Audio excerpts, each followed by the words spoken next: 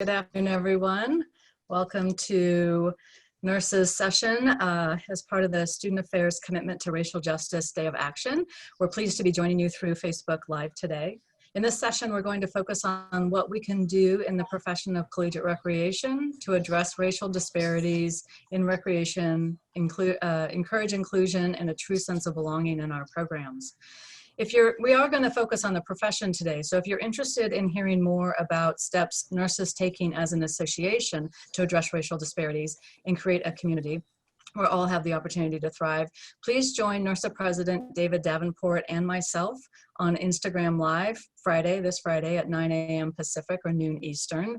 If you're not available at that time, it'll be recorded and posted on the NIRSA website. But on Friday, we'll focus on what's going on in the association. Today, we're going to focus on what's going on in the profession. So I'm joined today by three esteemed recreation leaders. First, we have Dr. Augustus Hallmon, who's an assistant professor at Northwest Missouri State University. He's also serving on NIRSA's Research and Assessment Committee and is working with us through our history task force. Second, we have Anaja Newsome. She's the Assistant Director of Fitness and Wellness at the University of South Florida, and she's also pursuing her PhD there. And finally, we have David Davenport, again, who's currently serving as NIRSA President. He's the Director of Recreation at Austin Peay University in Tennessee, where he also served as Chief Diversity Officer from 2014 to 2019. So welcome, everyone. Thanks for participating in this session with me today. We only have 30 minutes, so we're going to dive right in and get started. We're going to start with our panelists responding to the question of how did we get here? It's important to understand history and some of the factors that led us to today, so that understanding can help us make good decisions going forward for how to improve things. So let's start with you. How did we get here? Okay, thank you. So based off of my research and my perspective of working with NIRSA, we got here when we started looking at the history of campus rec, the formation of campus rec, starting with Dr. Watson's study on the value of intramurals in physical education. This study really started the dialogue about what do we need to do on our college campuses to support not only our students, but physical education as a whole. This is what eventually led to a meeting of the 20 intramural directors that represented 11 historically Black colleges and universities. And this started that formation of NIRSA, the early history of NIRSA. And while NIRSA has continued to grow and evolve and the faces are changing, our work is continuing to make sure that all voices are still being heard and the context of recreation and intramurals and all of the in our facilities. And so we recognize we have a lot of work still needing to be done, but we are continuing to challenge that dominant dialogue about should we provide programs in safe spaces for everyone, or do we need to really make sure to intentionally provide those safe spaces for our underrepresented populations on campus? And so I think when we tie all of that into the work we're doing right now, that's how we got here. Yeah, very good. I'm glad you mentioned our founding, because I do think, as I talk to my other student affairs colleagues, we all have a big role in this, but NIRSA does have this unique aspect of being founded by HBCUs, and that I think really calls us to know better and to do better going forward. So next, let's hear from Anaja. Anaja, what's your perspective on how we got here?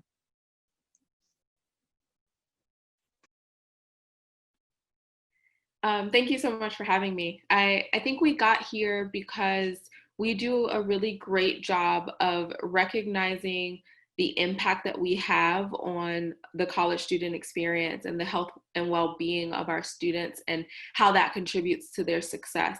I think that collegiate recreation has grown to really be able to tell the story about how the engagement opportunities, the experiential learning opportunities that we provide to students connect to their lifelong health and well-being, their career development. But I think where we are right now lends itself to kind of an omission of the groups that we are not necessarily impacting. I think that we tell the story about how we're impacting the majority, but I think anti-racist work has to lend itself to understanding and then addressing how we're not catering to some of those underserved, underrepresented minority groups on our campuses. When you look at constraint research, we do a really great job, again, of talking about how we address our structural barriers to access, to participation, to health and wellness.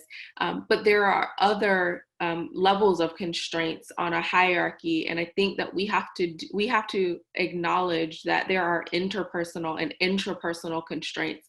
There's this sense of belonging that is afforded to majority groups on our campus, but that are not necessarily acknowledged and honored in some of our minority populations and underrepresented populations. And so I think that where we are is a result of the impact that we've had, which is the positive, but also a sign of the work that needs to be done as we position ourselves to answer the question, who are we not serving? Who's not coming into our facilities? Who's not able to access our programs? And so I think when you address kind of the sense of belonging and the intrapersonal constraints to participation and recreation, we just have to do a better job of understanding the value judgment and whose value and whose judgment is being attributed to campus recreation success. Yeah, thank you. I'll do a little plug here. Anaja was joined by a couple other colleagues, I think a week or so ago, and did a NIRSA Ideas in Motion session specific to belonging and a sense of belonging. So if some of what she just said is intriguing to you, you can go find that session. It was recorded and posted on the NIRSA website, NIRSA YouTube channel. Some really great information in that. David, let's turn to you now. From your perspective as a director and as NIRSA president, how did we get here? Okay, again, thanks for having me as well. I think I can address it from two different standpoints. One, as an association leader, I think our members are literally calling us on the carpet with concerns and how to help and how we can help move our association and our members forward. And then at the same time, being a campus leader on our respective campuses, how can we help from a recreation and wellness standpoint of moving our campus forward? We are facing two pandemics with the COVID and with civil unrest, and I put those together and tied it with, budget cuts and all that comes with being in a higher ed campus. It allows us the opportunity to provide resources to our members, and our members are asking questions and they're seeking help and they're seeking guidance, and we can try to find responses and give responses the best we can. But it's going to take a total effort from not just from our membership, but from our campus constituents and our stakeholders and our community members. How can we help each other? Then I can flip it and add a personal component as being a educated African-American male, free-spirited father of two, who at any given time can become a statistic because of where we are in society. And that's a scary thought for me, but it also allows me to try to protect my own and try to protect those ones around me and try to help guidance and educate those who are willing to help us survive and be better tomorrow. So I think it's an opportunity. It's a learning opportunity for everybody involved. It's a learning opportunity for those who want to learn, but it's more so a lot of teachable moments out here that we can utilize and hopefully make tomorrow a little bit better for everybody, not just our members, but for our country. Mm-hmm. Mm-hmm. Yeah, all of you touched on, what I'm feeling is kind of an ebb and flow. So in the association, there are both members who are pushing us to do more and do better, and that's fantastic. And there's also members who need our care and attention and support, right? And I think people, you're not one or the other, right? On any given day or any given hour, you may be in a position to be a leader and a mentor and someone to lead good work and push your association to do better. And at other times, you need to take a step back and do a lot of self-care and self-reflection on how you take care of your family. I think it's the same for professionals on campus, with your students, with your staff, with your campus community, this ebb and flow of this role of being the leader and being the listener and being an activist for positive change, and also engaging your students in your community in that, and then at other times needing to take a step back and do some self-care. The overlaps between what we need to do in terms of equity, diversity, inclusion, and certainly specific to racism, and health and well-being. These two things are so closely woven and interrelated. Earlier, I talked about the inter-association definition for well-being.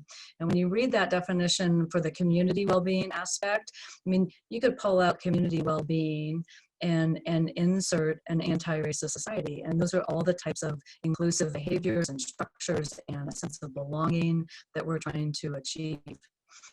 So today is a day of action, and so we want to pivot now to some concrete examples as we head into fall, and many campuses are opening or opened or starting to open, or maybe thinking about opening still and what that looks like. So I want to think about what are some concrete things that you can do this fall. So I'll just go in the same order again. So Gus, as you think about this fall term, what's coming up for you? Big for me has been the element of collaboration. And I think that as a faculty member, when I have the opportunity to work with campus rec professionals and tie their experiences, their knowledges, and their insight as to how we can provide a sense of belonging for students on campus through programming, through facilities, through just a variety of different activities. As a professor, it allows me to go back to my classroom and say, students, how can we achieve this? What ideas would you have? And start teaching them about thinking more in a diverse or inclusive perspective. And on the other end, professionals also get to collaborate with students in an academic fashion. I think that when we are able to blend those two ideas, it helps both groups, students and professionals, be more knowledgeable of what's happening in society, while at the same time interacting with students, getting new ideas of how to create a sense of belonging. I've seen this during my grad work at the University of Illinois, and currently I'm implementing this at Northwest Missouri State University. One of my big projects for my class is they will have to create a program that's going to be inclusive and pitch it to our campus rec professionals, so that the program should be marketing, should have a budget, should have a sense of the clientele profile, and so forth. All the elements that most campus rec professionals are doing on a day-to-day basis, but giving students the opportunity to present this idea to them, and it should have a element of how are you going to include everyone in this program. So I think that that's one way that I see we can get out of this idea of campus rec is just this physical building, and since my area is so-and-so, how I need to stay there. No, you can get out of that area and move forward. Yeah, that's a great example. And, I hear from recreation professionals all the time, this deep desire to collaborate with faculty and create the kinds of experiences you're exactly talking about, right? The classroom experience married with the real world experience. So often the narrative, I think, about cross-campus collaborations or maybe siloed departments focuses on where it's not happening. But the truth is, more often than not, I hear positive examples of where it is happening, those collaborations throughout those collaborations between student affairs and the academic side of the house. I love your example. Anasha, how are you thinking about this fall and how we can advance this work as we head back to school, whatever that looks like?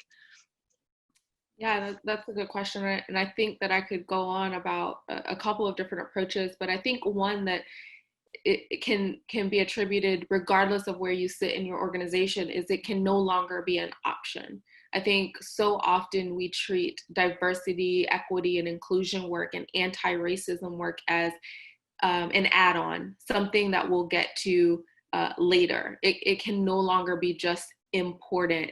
It has to be non-negotiable in the values that we hold as a department and the people that we hire. We just started to integrate Safe Zone and Undocu Ally and diversity, equity, and inclusion training in our frontline training staff for our student employees. They touch so many students through their programs, through the facilities. They are the front line of what we're doing day in and day out. And so when you think about how much of an impact our student workforce has on the community, our university community, and then our larger community, the work has to not just be important, it has to be required now. We cannot treat anti-racist work as something that we'll get to. It has to be at the top of our priority list. And then the second thing I'll add there is, as we start to evaluate our programs and as we start to decide on the level of impact we have to consider how we are accessing students who are not necessarily seen in our marketing. They're not necessarily seen in our Facebook posts and our Instagram posts. How can we reach this demographic of students and invite them to the table, give them a microphone, and allow them to speak for what they need for access and inclusion and participation in our health and well-being spaces? So those are two actionable items that I foresee happening on my campus, and I champion and will help support the association as we move forward. Thank you. Those are great ideas to center this work. And, you know, top-down support is always nice, but there's a lot we can do just on the front lines, like you said, with training student staff, with training early professionals to center and prioritize this work. David, how are you thinking about this fall and back to school? And very similar to what Naja spoke of, and using some of our transferable skills that we get to share with our students and our professionals alike in recreation. I always like to consider recreation as a classroom without walls, not just for the individuals who are coming in the facility, but the individuals who help in programming within the facility, and how can we help our community members. A lot of our constituents around campus and our other stakeholders, they lean on recreation folks a lot because we have that diverse program mentality, and we have an open door policy, so to speak, where individuals from all walks of life come through our door voluntarily to be a part of what we have to offer. So I think we have an opportunity to share some tangible programs that individuals can utilize, not just in our walls, but also go take it back to their own respective places and utilize effectively. I think from a professional standpoint, as an association, we have resources that we arm our members with, that those members transfer to the students on their campuses and the areas on their campuses that can help move society and our campuses and our communities forward.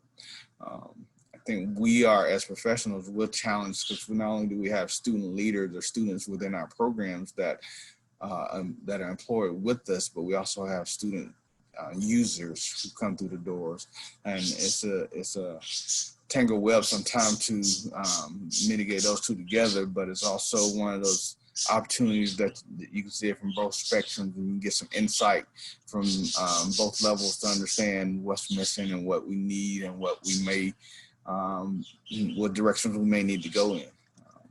But I see it all as learning opportunities and taking some of those transferable skills and enhancing what we already have to offer. yeah, I'm glad you mentioned that, because, you know, as much as leaning into this work and, you know, as you often say, David, we have to get comfortable being uncomfortable, that it feels new and scary. And I think a lot of people may feel underqualified or worried that they may do more harm than good in a conversation. The truth is there is some, I believe, core DNA in recreation professionals that's wired for inclusion, that's wired for collaboration, that's wired to lean into this very work. And yes, we have some work to do to educate ourselves and make sure we're doing it well. And to Anasha's point, make sure we really understand the barriers, all the barriers, and how to break those down. But, sport has been a really powerful tool to break down barriers through history. And students and faculty and staff come to the Recreation Center because they want to, not because they have to. Right? They have to go to class, they have to sleep somewhere, they have to eat somewhere. But recreation and maybe a few other places on campus, they're showing up because they want to. And it's an incredible opportunity, like you said, this classroom without walls, to then what will we do with them while they're there? I mentioned earlier that, the anti-racist work is essential to the well-being work. So I'm interested, and I'll just open it up for many of the panelists, are there specific ways that the well-being work and the anti-racist work can inform each other or reinforce one another? How are you thinking about the overlap of these two things?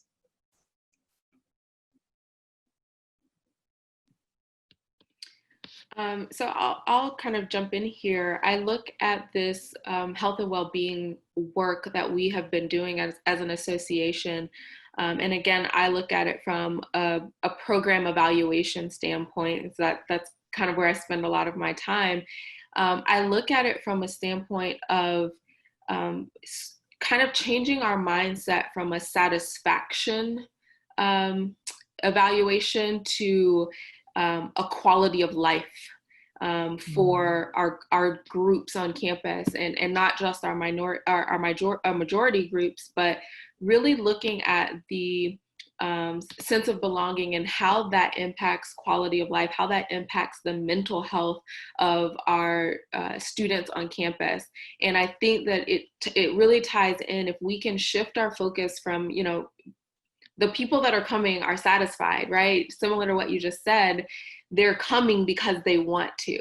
But there's a group of people who don't feel like they belong, and that impacts their quality of life, that impacts their mental health. And so I think a large part of the health and well-being work that we've done in that space can benefit from doing some really deep dive into anti-racist work and really just getting comfortable with asking those uncomfortable questions and listening to the responses and the answers. I think that people are wanting to talk now, and I think that's the optimism that I have. So many folks on our campuses are feeling like there's a space for them to open up and to talk and to vocalize. But I think it's a responsibility for our administrators, our white allies, to listen and hear and then address and respond. Yeah, I think one of the powerful things about a true sense of belonging isn't that I was just welcomed through the door and then I assimilate into whatever's there, right? But that I not only come through the door, but I'm given an opportunity to co-create what's there. And it gets back to what you were saying about listening, feeling like you're part of the process, not just being handed something that may or may not work for you. Well, we just have a few minutes left. So Gus or David, any final thoughts or things you'd like to share with our attendees?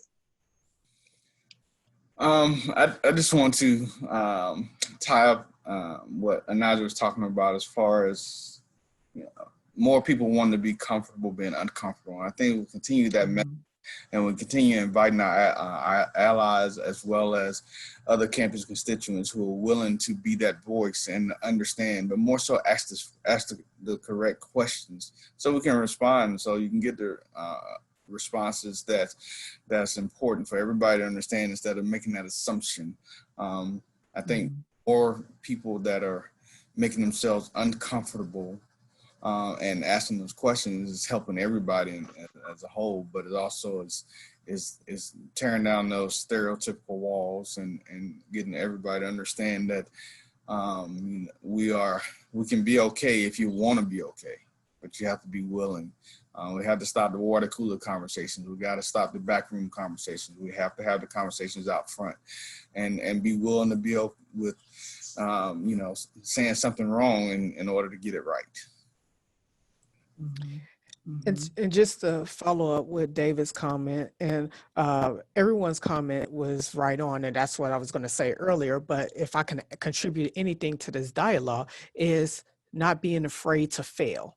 Sometimes we don't have the right words, we don't have the right knowledges, but if we are willing to engage in a dialogue and understand that somebody may know more than you, it's okay. It's okay to fail in that discussion. How you respond to that failure will be determining how you move forward. So as NIRSA is looking at what they're doing and what they're not doing and saying, we failed here. How is NIRSA going to move forward? And that would be the only thing I could contribute to what everyone else has said, because they're right on. But I think students right now are afraid to fail, which means that there are some professionals right now afraid to fail, which means that probably NIRSA is afraid to fail, but that only prevents us from moving forward. Mm-hmm.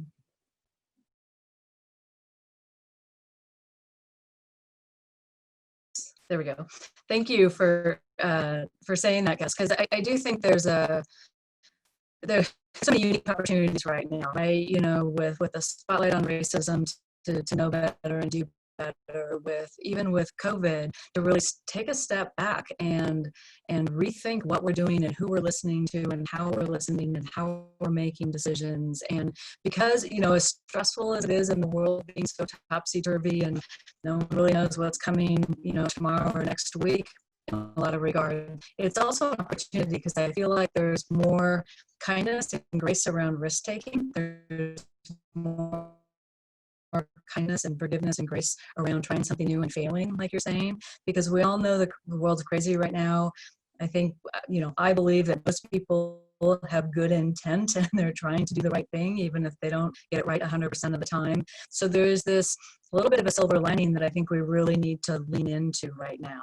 This opportunity to do better, and this opportunity to be brave with the risk taking, and whether that's a conversation with, you know, one other person, or a policy decision, or, you know, even a public forum like this, coming on and talking about some things.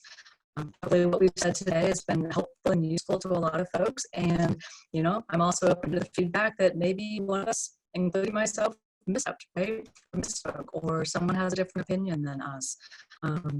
There's a lot of nuance to this work and a lot of individual experiences that play into this. Well, I do want to end on time, so we'll wrap this up. We have one of the Student Affairs Associations starting at the top of the hour. I believe NOTA is next. But thank you, Gus and Naja and David, for sharing your knowledge and these concrete steps we can take to address racism in our programs. As I mentioned earlier, we did record this, and so we'll make this session available. If your colleagues missed this or you found value in this, just watch the NIRSA social media channels for updates on where to find the recordings. And a big thank you to our listeners today, our recreation leaders, as well as our colleagues across student affairs.